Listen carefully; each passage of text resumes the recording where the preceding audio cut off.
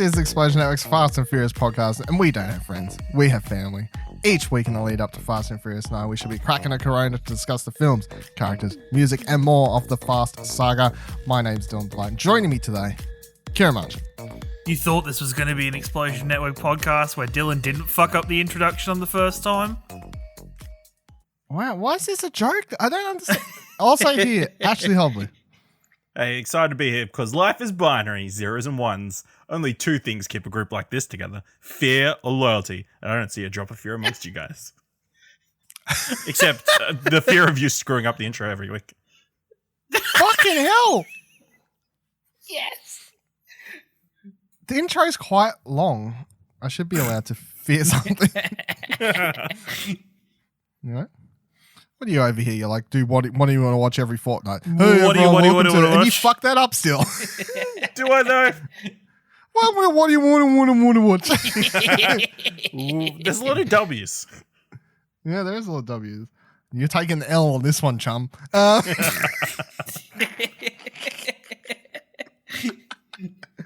What a show. So this week we are talking about, of course, Furious 7. It was released in 2015. Directed by James Wan. This is important because it's the first one for a while without Justin Lin. This is the first one without Justin Lin since the franchise got revitalized. Still written by Chris Morgan. Main cast: Vin Diesel, Paul Walker, Dwayne Johnson, Jason Statham, Michelle Rodriguez, Jordana, Brewster, Tyrese, Gibson, Chris Ludacris Bridges, Kurt Russell, Nathaniel Emmanuel. Is that how you say her last name right? Yeah? Like from Game of Thrones time, I should remember, but I don't for some reason. Elsa, Pataky, Tony Jaa, Djimon, Honsou. I can never say his name wrong. I'm so sorry. I'm so sorry.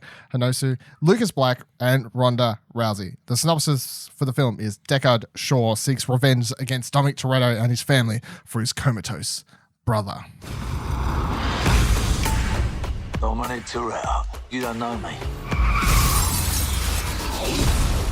You're about to. Looks like the sons of London have followed us home. Remember Owen Shaw? This is his big bad brother. We're being hunted. One last ride. Get low when the whistle goes. This film, of course, I feel like is the most. It's the most important, I guess, in a lot of ways. As a whole franchise, like it is the point. You know, it is the defining point for this franchise, and it's definitely the most, I think, successful of all the films. I believe this one's made the most money. Like it made a shit ton of money when it came out. So with what it means to pop culture and fans of this franchise, even if you weren't a fan of this franchise, you wanted to watch how they did this movie and how they finished it off. Yeah, I feel like a lot of people possibly came on board with this one and went back and caught up and sort of thing. So yeah. Kieran, what are your overall thoughts on Furious 7? I really hate watching this movie because Jesus Christ. And it's something that I always like. I put this off until probably the very last moment to watch this for this show because, and even watching it, I got most of the way through. I was like, oh, this hasn't been so bad. I thought blah blah blah. It gets to that last scene on the beach, and I start ugly crying every single time. Like really goddamn badly, like total like tears, and just like it just hits me like a brick wall because I think I mentally blank out that they have the like video montage of like all the way through his life and everything, and his scenes in Fast and Furious and everything, and just having those moments and just to like even though it's actually nothing to do with the character, really. It's more Vin Diesel taking his opportunity to say goodbye to his friend in this movie. Yeah. And even though you're like, it kind of, you know, it's building to it, but at the same time, they don't really mention that Brian's going to leave until the very end of the movie. And then it's just this really, it's almost like a eulogy. It's this heartfelt, like, goodbye from Vin Diesel. And you just start ugly crying. I just can't help myself. I can't stop. It's so like, and I think it's also part of the reason I've never watched 8 is just because of how hard the end of this movie hits me. And even though, and how hard like Paul Walker's passing hits, as you know, It's probably the first actor in my life, other than even more than Heath Ledger, which is a crazy thing to say with the caliber of actor Heath Ledger was. This is the actor in my life that probably hit me the hardest with their passing.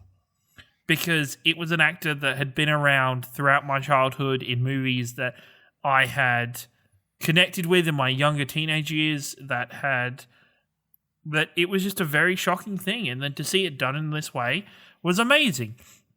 Yes, the rest of the narrative of this movie is clunky as fuck. But as a whole, like, just that ending means this movie is, like, just priceless to me in my heart. I'll just jump in here and say basically everything you just said, I agree, like, feel the exact same way.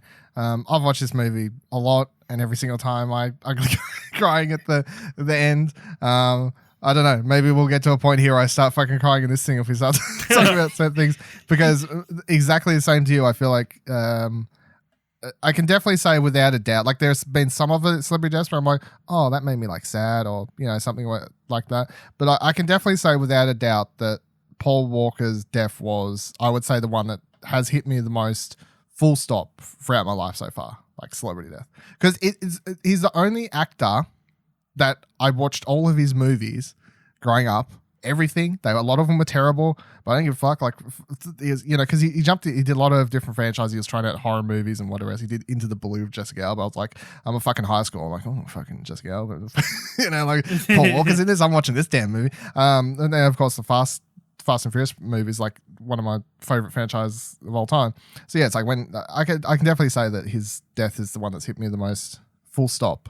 And it makes the movie hard to watch, but at the same time, it makes it special. And also, everything you just said, I agree. I think that's the reason the last scene works, is because it's like the movie ends, it kind of fades to black, sort of, and then they come at the beach, and the beach scene isn't even really the movie anymore. It's like, just, it is out of character. Vin Diesel just doing this eulogy, saying goodbye to, like, even just the moment where Tej tells Roman to shut up and just watch.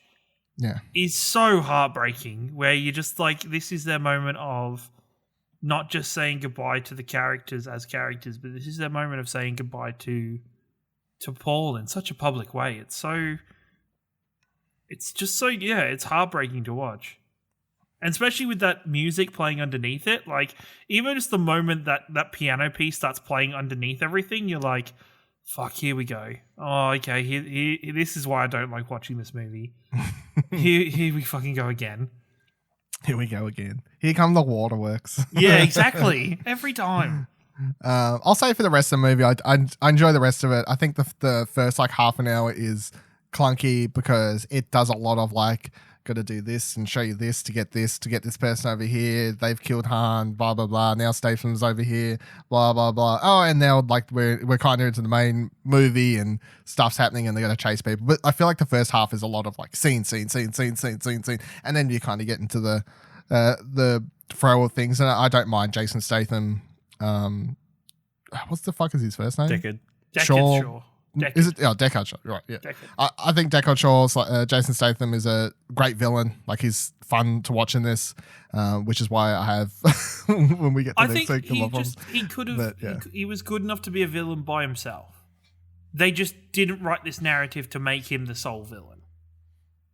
Which, I guess they needed other people, because it's like, I don't know, it kind of works. You need a third party somewhat, I think, to make it work. I mean, he kind of plays like that Resident Evil character, Mr. X or whatever. Like, he just pops up at the most inopportune time, and, like, it fucks up your shit whenever you're trying to do something. And then towards the end of the movie, you can see the point where the director kind of shrugs, and then, like, somehow wonkily connects the two bad group guys together, and you're like, okay, sure. I mean, this whole movie was a struggle. I mean, they had to fit the, you know, when he died, they sat down and it's like, what do you do? Cancel it? Rewrite the script? Like, how do we go about this? So we still don't know really how much that affected potential things. Like, we could have had other scenes of Paul that they couldn't work because they were too action heavy or something, and they would have been too hard to do CGI wise. I really don't know, like, how the original looked or something like that. But yeah, but overall, I think the movie is really good. I think it gets extra points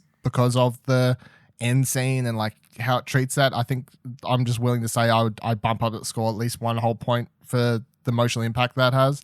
But even then, I still don't think it's a bad action film. And I think Decathlon's a great villain and whatever else. Ash, how do you feel about this movie? Yeah, obviously, like you guys said, that ending is like makes you a blubbering mess, kind of. I think it's in the pantheon of like films that make guys cry, like Rudy and that kind of stuff. Like, What do you mean?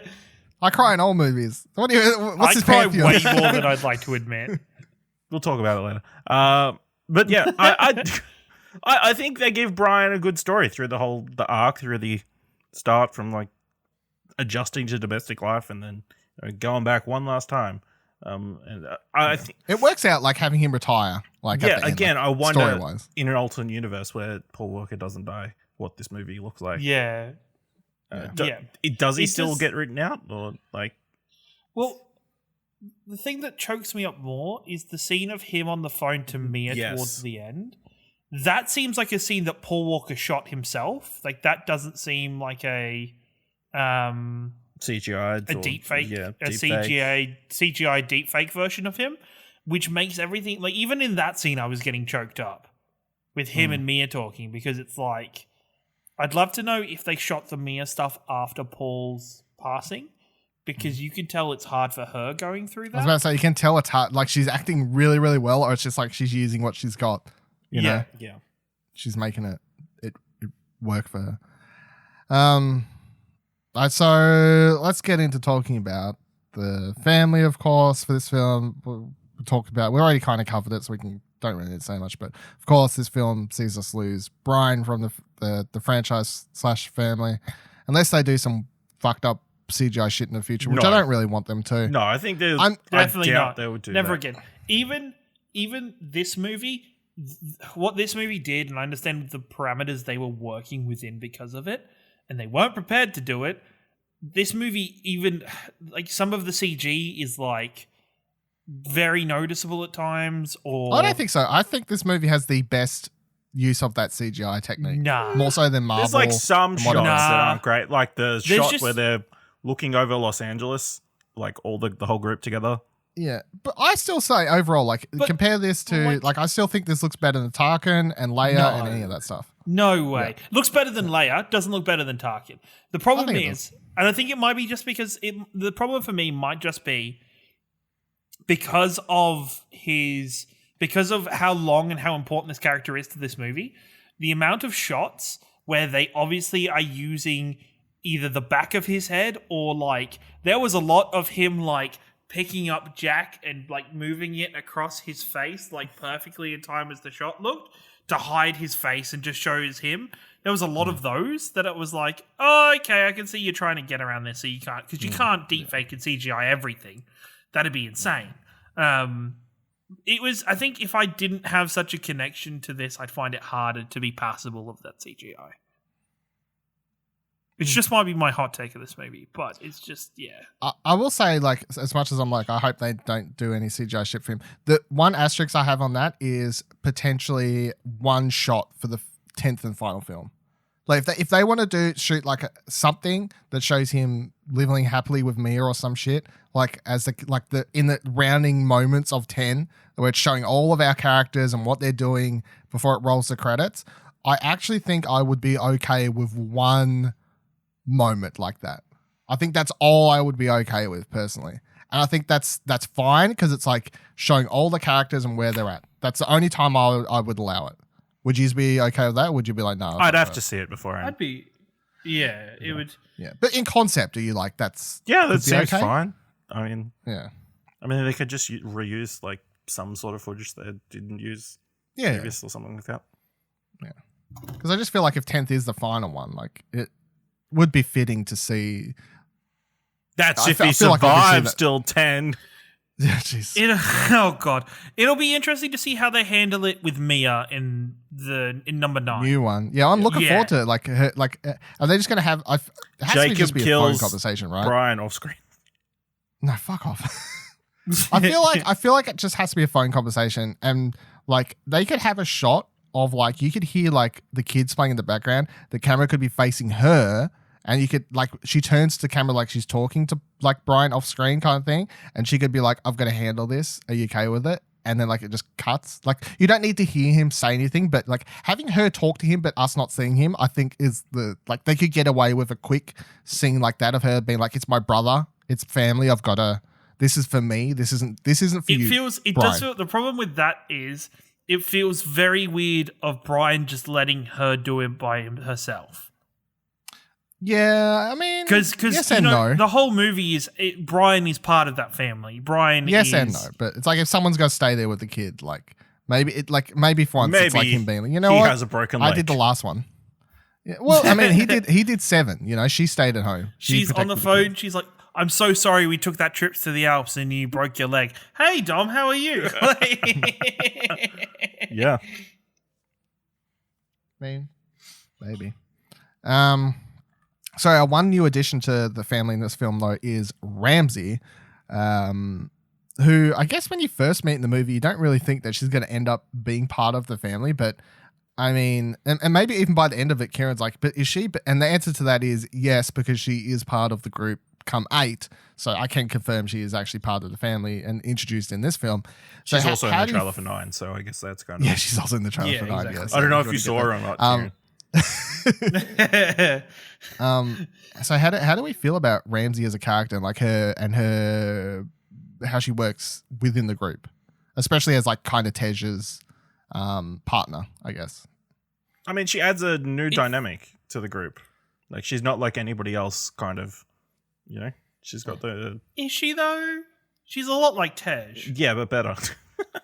Yeah, but yeah, and but actually also knowing, because Tej. But also, I think it's not worth comparing her to the male counterparts and being like they're adding like a thing. Like you got to remember, up until this point, there's like there's 2 main girls that kind of come and go. One of which they fridged for like a movie or 2, and then also.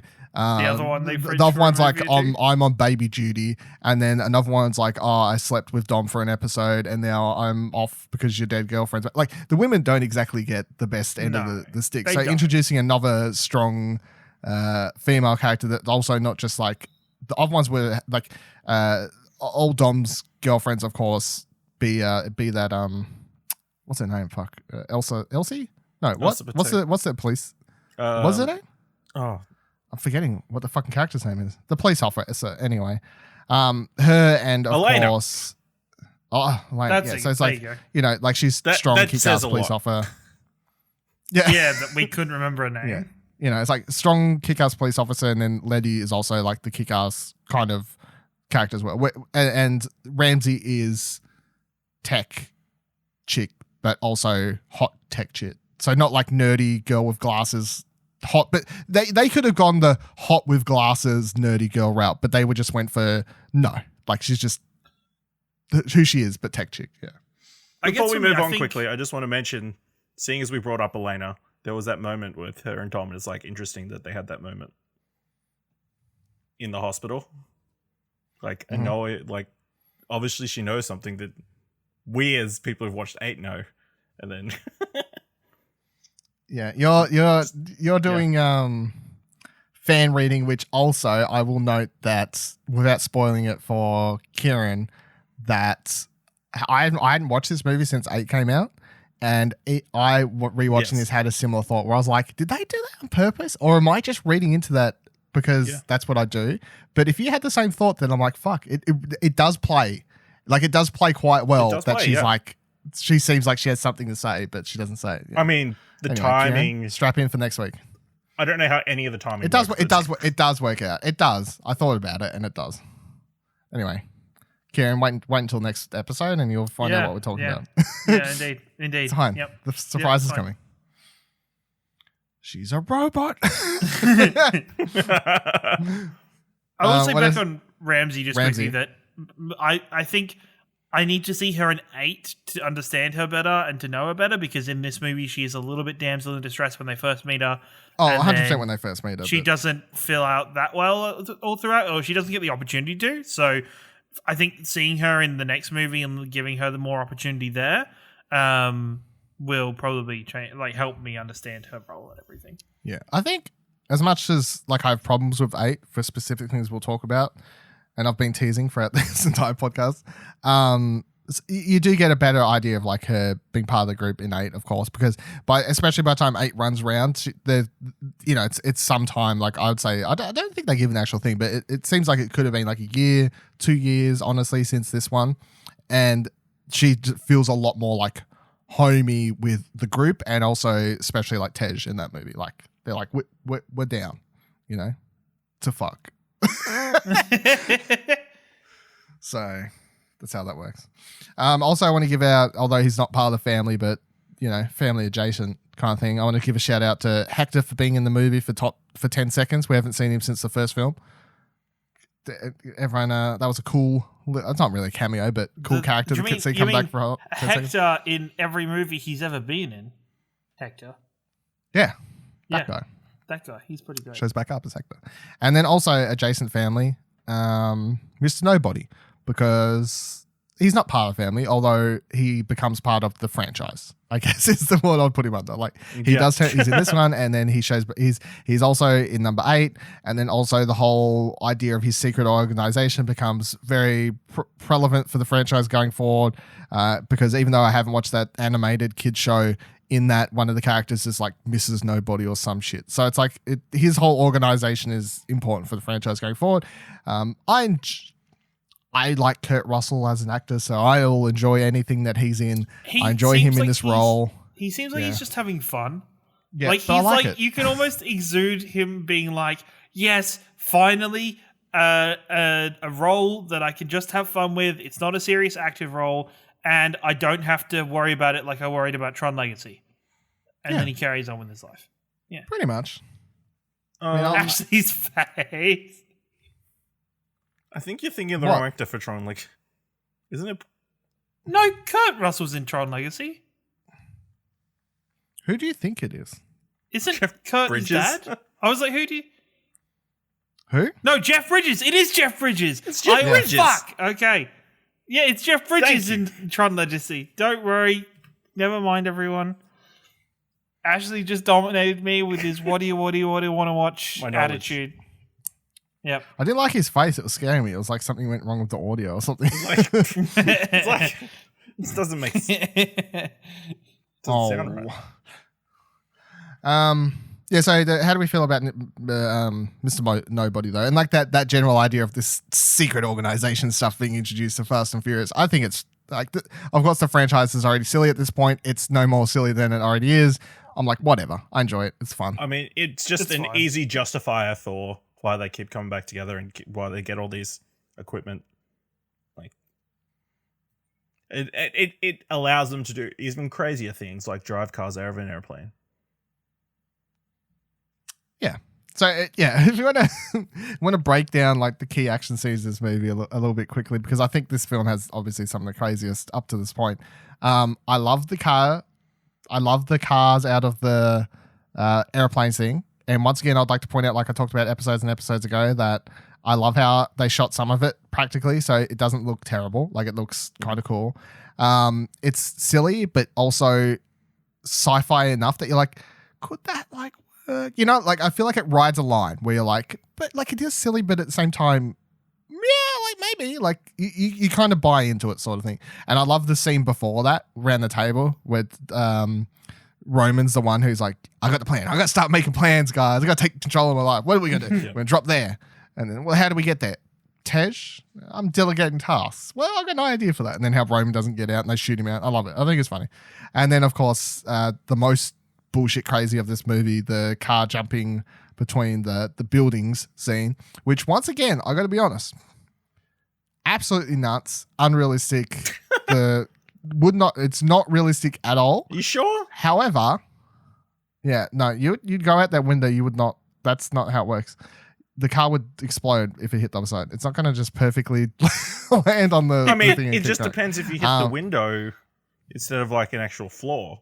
I'm sure they'd be fine. There's like a 1% chance of this happening, which is why I'm able to watch it and go, they get very lucky.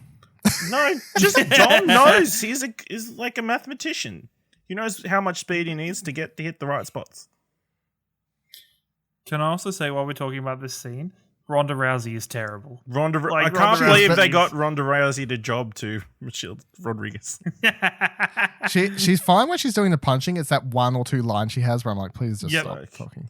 Thank God you're here. Oh This my God, party thank God sucks. you stayed up. I was getting so bored. Oh, Like, that line was like cringing bad. It was just so bad. Yeah, I wasn't a big fan.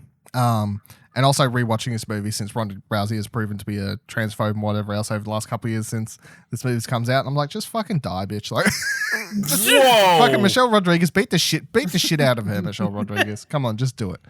Fucking get out of here. So that's, and also, since we talked about it briefly weeks ago when we talked about Gina Carano versus Ronda Rousey, 100% Gina Carano, better actor, better fighter. yeah. Her fight scene 100%. with Michelle Rodriguez Way was better. also better, I think.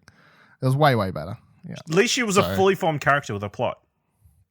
Ronda Yes. Rousey was like, twist- she showed up for like 5 minutes. Goon in background. Yeah. Random female goon, head of other female goons. Yep. 100%. But talking about fight scenes, I want to give a shout out Tony Jaa in this movie. Yes. His first big sort of Hollywood movie. Of course, if you don't know, I'm a big fan of certain. I'm a big On the martial Bucks. arts fan movie. And Tony Jaa is one of my guys, and it's really fun to see He's him the in this guy movie. from the Raid, right? No? Okay. He's in Ong Bak, all the yeah. Ong Baks and those. I mean, that's his most popular. I think the Ong Bak trilogy is probably his most famous. Okay. For it, but he's like a really popular, like one of those dudes that does. You watch some of his films and he does like backflips over shit and whatever else. You're Yes. like, how are you not dead? Like, you know, like because they film all these movies in Thailand and shit where they're like, Yeah, how do where they they're just- legally allow you to do this shit? Like, It's where these places where it's more expensive to buy a crash pad than it is just to take you to the hospital after you've done Pretty something. much. Yeah. pretty much, yeah. So.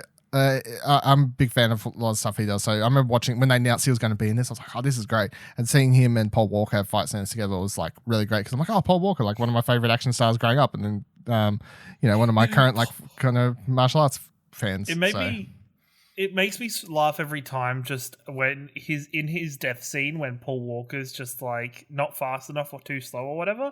It's Yeah. just Funny. like it's just Too like slow. yep. Too slow. Yeah, it's just Nice it's callback. Too slow. Yeah, it's Yeah. It almost Great. feels like that Too Fast, Too Furious. Brian was like just comes back for that second, and you're like, yeah, Creeps out a little bit.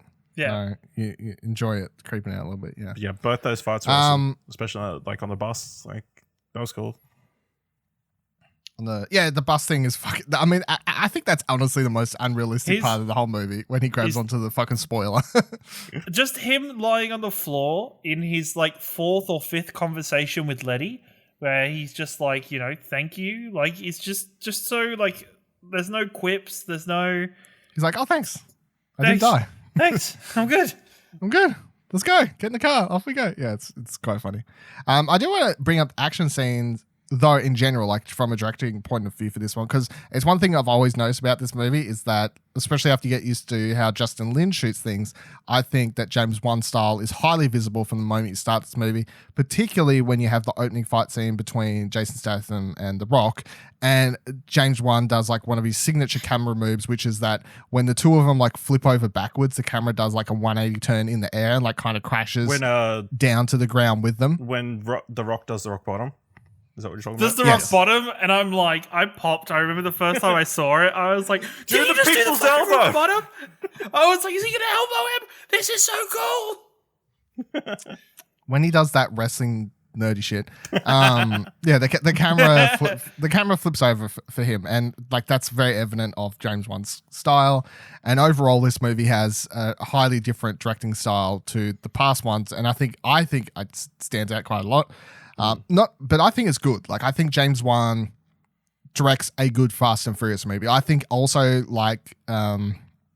I think he gets the fine line between silly and Fun. like making it believable. Yeah. Like he gets it. I think, and that's the reason like I think he's going to have success between doing his sort of smaller budget horror movies, which he's proven to be quite good at. And now he started exploring action movies, and this was obviously his first foray, and then he's done Aquaman and whatever else. I think he's proven that he's able to do action quite well. I really enjoy it. Does anyone else like think he's bad, good? You know, does anyone even not notice? Do you notice this, Kieran, or you're like, well, it's No, I do notice the stylized choice of it and the differences there. It's not something, I guess I'm just not aware enough to go, oh, this is a directional choice, or this is his kind of style. It's just, I like it. And I'm like, cool, that's a nice cut. That's a nice use of the camera. It's not something that I guess because I'm more of a narrative person where I look at what the writers are doing and how the writers are investing their time in the movies rather than the actual camera focus of it. Yeah, Well, fair enough. Okay. I mean, I'm pretty much bringing this up because I'm gonna not to spoil next week, but I'm gonna say that next week. I mean, look, I enjoy watching 8 as a Fast and Furious movie, but I have a lot of complaints about it, and one of my complaints is that I don't think the director of that movie, Gary Gray, has the directorial chops for Fast and Furious where he can ride the line, and I think we'll talk about that more next week. So I just want to bring up that the last 2 directors of this franchise have managed to ride that line quite well, and we'll see an example of when it doesn't work next week. All right, so let's get any last things, Ash, things. I mean, it gets kind of bonkers crazy, the last action sequence with the drone. It might I think it might go on a little bit too long. Is there anything like they're chasing them down? I feel like they could have condensed a little bit. Honestly, it felt like it was shorter watching it this time than I remember it being. It's been a couple of years, I think, since I watched it, so it felt shorter. And it's awfully convenient. The Rock just walks to several different places at exactly the right time. Hey, one of the times he drives an ambulance. Yeah, I got to give a shout out. This isn't my favorite line or whatever else, but so I got to give a shout out to not to say if I'm stealing someone's. I'm sorry, but the part where he literally looks out, sees stuff exploding, looks down at his arm, and just flex breaks it and goes, "Daddy's got to go to work." It was so good. Every time I'm like, how does the Rock come back into this? And then as it starts, I'm like, oh yeah, he breaks the cast by flexing. But also the fact that he sees exploding and he's not like, "What's that?" He just goes, "Toretto." Yeah, he knows what's going on. It's so silly, but it's so good at the same time. I love it. Kieran, you got nothing else you want to mention? No, I'm good. I'm pretty good. Cool. Let's move into favorite line. I went for, let's say Ash goes first this week. What is your... No, actually, no, you did with Kieran. What is your favorite line? Fuck you. I think I'm trying to change it around. This could be what I think is the dumbest line of all of the Fast and Furious movies. I honestly think it's the dumbest line. And it made me laugh out loud because I forgot it was a thing. But it's Dom Toretto saying, the thing about street fights, the street always wins. And then he does the fucking smack on the ground. And then he stops the ground and it's enough force to break the rest of his car. It's not a street, it's a car park. Also, I want to point out the fact that you literally see that fucking Decatur get crumbled under 10 foot of fucking cement, but they make sure they get one shot where you can see his head's not crushed or anything. But I'm like, that dude's bones are all broken, right? But no, it's fine. No, it's fine. He can walk to his prison cell at the end of the movie. Yeah, he can walk to his prison cell. It's fine. It survives. Ash, what's your favorite line? I think I might be stealing yours as well, but I used to say I lived my life a quarter mile at a time, and I think that's why we were brothers, because you did too. No matter where you are, whether it's a quarter mile away or halfway across the world, you'll always be with me, and you'll always be my brother. It was like he was always watching the end of the movie again.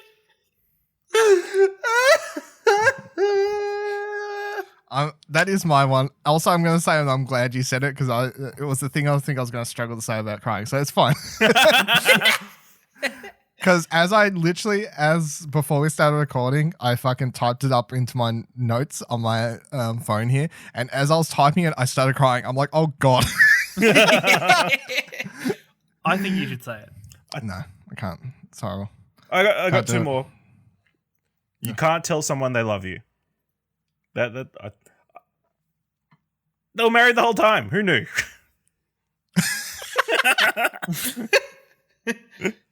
Yeah. What's your? Yeah. And then Ramsey's speech. I know enough. Looking at Brian, ex-cop, military, something like that. The way you look at those guys shows training. Tech guy offended by the hacker remark. Naturally. Alpha, Miss Alpha, Joker. And then Roman's like, wrong. double alpha. Double Man alpha. candy. You know what I'm saying? What?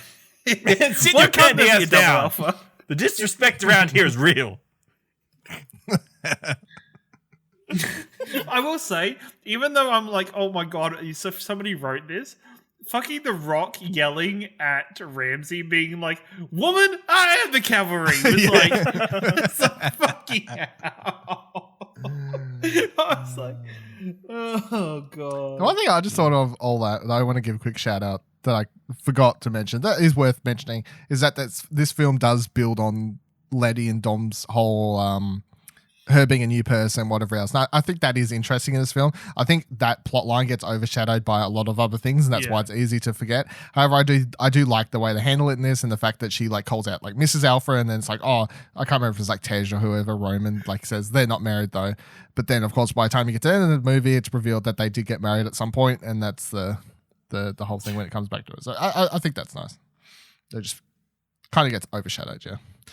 All right, so final segment, of course, we're picking 2 songs from each movie for the Ultimate Fast and Furious mix.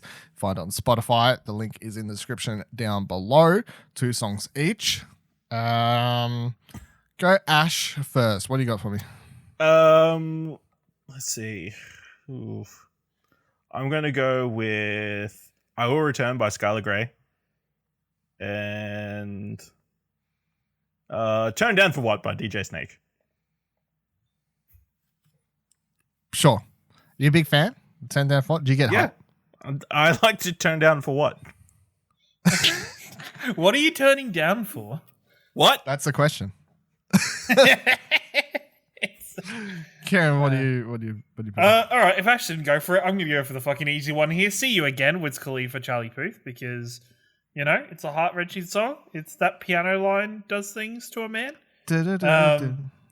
And They played also, it at the Kobe I Memorial will- or whatever. Like, Did they?